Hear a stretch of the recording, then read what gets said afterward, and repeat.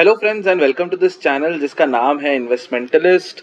और आज इस वीडियो में हम बात करेंगे कि आज का दिन कैसा रहा मार्केट्स के लिए, हम क्या एक्सपेक्ट कर सकते हैं कल, और कुछ छोटी छोटी और चीज़ें हम जानेंगे इस वीडियो में। अगर हम आज का मार्केट देखें तो निफ्टी सेंसेक्स दोनों में हमने गिरावट देखी, रादर ओवरऑल ब्रॉडर मार्केट में भी हमने गिरावट देखी। और आप जैसे देख सकते हैं मार्केट में अराउंड 0.4% से 0.8% की ओवरऑल गिरावट आता हुआ दिखा। ओवरऑल एडवांसेस देखें तो एडवांसेस बहुत कम थे in terms of in comparison to declines.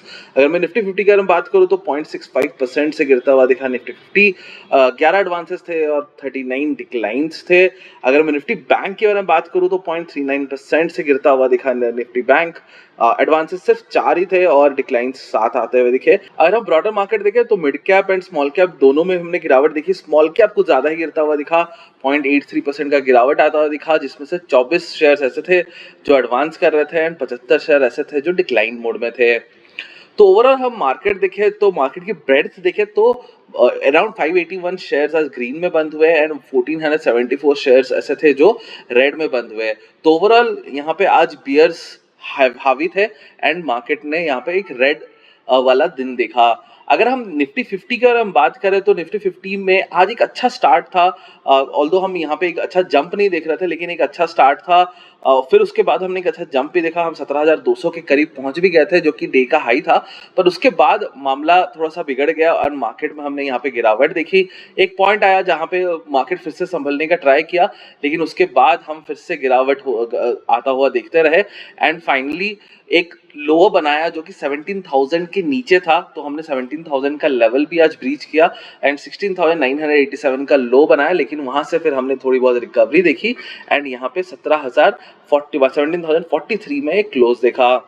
अगर हम देखें तो टॉप 5 गेनर्स अगर देखें तो बीपीसीएल, टाइटन, भारतीय Airtel, Larsen Toubro and SBI life में हमने यहाँ पे एक अच्छा यहाँ पे ग्रीन आता हुआ दिखा। लेकिन अगर हम लूजर्स के बारे में बात करें तो अदानी समूह के सारे शेयर्स यहाँ पे आज नेगेटिव में ही थे।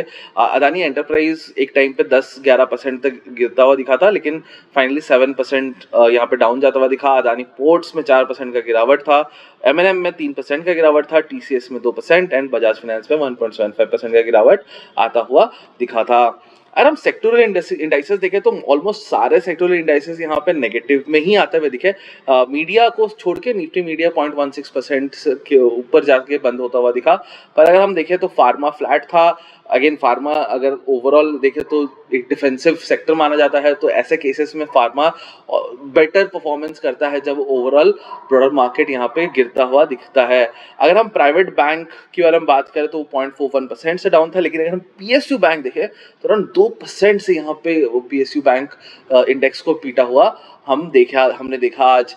एंड यहाँ पे जो एसवीबी बैंक जो हमने यूएस में एसवीबी बैंक का जो इशू चल रहा है उसके कारण हम यहाँ पे निफ्टी पीएसयू बैंक को भी हम यहाँ पे सफर होता हुआ देख रहे हैं। ऑल्दो मुझे लगता है कि थोड़ा सा ओवरडन है, क्योंकि वहां पे जो हुआ एसवीबी बैंक में वो कुछ गलत डिसीजंस के कारण ज्यादातर हुआ कि बैंक ने अपना 50% से भी ज्यादा जो उनके पैसे थे उन्होंने एक लॉन्ग टर्म यूएस बॉन्ड में उन्होंने डाल दिया, जो कि गलत था। ये अगर आप एवरेज देखें तो वो सिर्फ 24-25% बैंक्स रखते हैं अगर लॉन्ग टर्म एसेट्स देखें।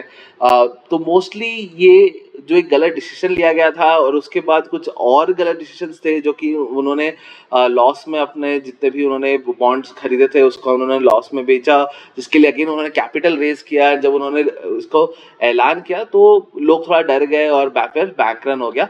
तो ओवरऑल मुझे नहीं लगता कि यहाँ पे इतनी डरने वाली बात कुछ भी थी, लेकिन मार्केट ने इसको बहुत नेगेटिवली लिया है। उसका ऑब्वियसली एक बैंक फेल होना एक नेगेटिव ही है, लेकिन उसका इंडिया में इफेक्ट होना आई डोंट थिंक यहाँ पे कुछ भी उसका सेंस बनता है। अगर हम बैंक निफ्टी देखें तो बैंक निफ्टी में भी हमने आज सिमिलर एक ट्रेंड देखा कि स्टार्ट होने के बाद हमने बैंक निफ्टी में थोड़ा सा एक ऊपर जाते हुए देखा, हमने ट्रेजेक्टरी अपसाइड देखी, लेकिन उसके बाद फिर बैंक निफ्टी में भी गिरावट आया। फिर अगेन हमने एक ये देखा अराउंड 12-1 बजे के आसपास हमने ये देखा कि एक रिकवरी आ रही थी, लेकिन फिर से वो रिकवरी भी सस्टेन नहीं कर पाई एंड फाइनली मार्केट में हमने गिरावट देखा। लेकिन बैंक निफ्टी अगर हम निफ्टी से कंपेयर करें तो एक बेटर पोजीशन में आज एंड होता हुआ दिखा with 0.39% in the downward direction. अगर हम ओवरऑल देखें तो डे का लो था अराउंड 39,132 पे एंड हम क्लोज 39,400 पे आता हुआ दिख रहा था। अगर हम देखें तो बैंक निफ्टी में इंडसइंड बैंक में आज एक अपसाइड था। अगेन कल कुछ 7-8% का हमने गिरावट देखा था, again for the same reasons for the SBB bank के कारण। अगेन मुझे लगता है कि ओवरडन है, मुझे नहीं लगता कि इतना बड़ा इफेक्ट यहाँ पे आने वाला है उसका, बट ओवरऑल सेंटिमेंट नेगेटिव था जिसके कारण हमने यहाँ पे गिरता हुआ दिखा। ICICI bank, IDFC bank, first bank and axis bank में हमने यहाँ पे अपसाइड देखे, लेकिन गिरने वालों में से बंधन बैंक था जो कि 5% से गिरता हुआ दिखा आज। उन्होंने कुछ ऐलान किए हैं जिसको मैं एक और वीडियो में कवर करने वाला हूँ। Kotak Mahindra bank, federal bank, AU small finance, bank of Baroda में भी हमने यहाँ पे डाउनसाइड आता हुआ देखा। अगर हम FII DI का डेटा देखें तो अराउंड 3,000 करोड़ का यहाँ पे FIIs ने आज सेलिंग की है कैश में, और DIS देखें तो DIS ने 2,000 करोड़ का यहाँ पे बाइंग हुआ है। तो ओवरऑल यहाँ पे 1,000 करोड़ के आसपास का नेट सेलिंग आता हुआ दिखा।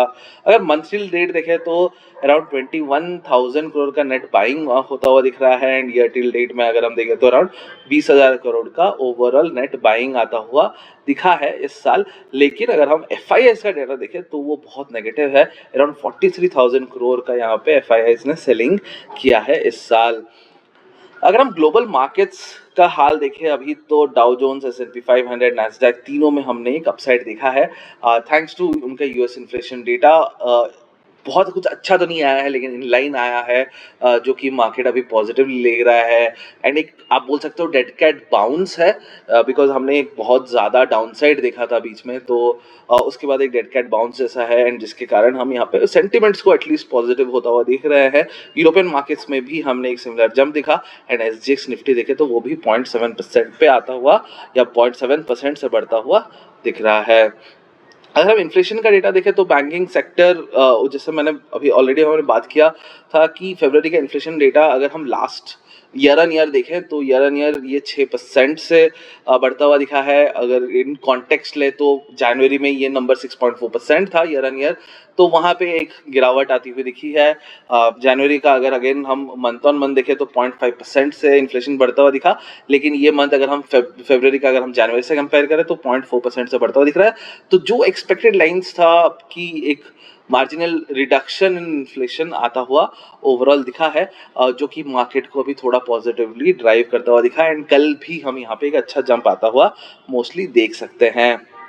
आशा करता हूँ आपको ये वीडियो अच्छा लगा होगा, और अगर आपको वीडियो अच्छा लगा तो मेरे चैनल को सब्सक्राइब करिएगा, मेरे वीडियो को लाइक करिएगा और आपका सजेशन मुझे ज़रूर बताइएगा कमेंट सेक्शन में, क्योंकि मुझे इस फॉर्मेट को ग्रो करना है एंड ये डेली वीडियोस मुझे लाने हैं। तो हम मिलेंगे नेक्स्ट वीडियो में, तब तक के लिए थैंक यू, जय हिंद।